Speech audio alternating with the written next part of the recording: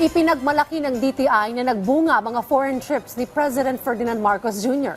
Umabot lang naman sa higit 700 bilyong piso ang investment approvals ngayong taon.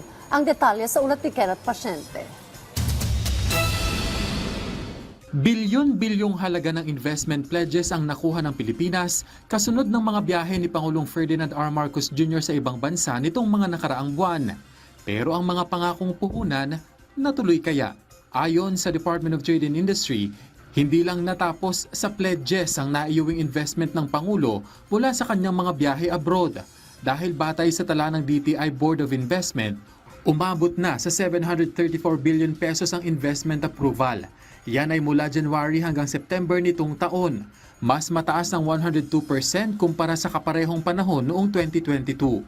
Ang maganda rin ho dito ay hindi lang yung actual investment amount, pero yung composition. Makikita ho natin na yung composition ng investments ho natin, malaki na rin ho yung tinatawag nating foreign investments. Kasi ho sa BOI, we approve both foreign and local investments.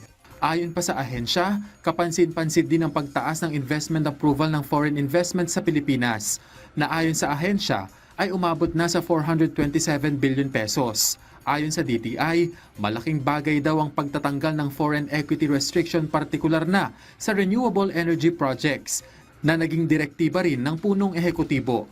Napakalaking bagay ho nun kasi makikita nyo ngayon yung resulta nung mga pumapasok ho sa atin, madami ho doon sa binanggit kong 427 billion pesos worth of foreign projects are actually in the renewable energy sector.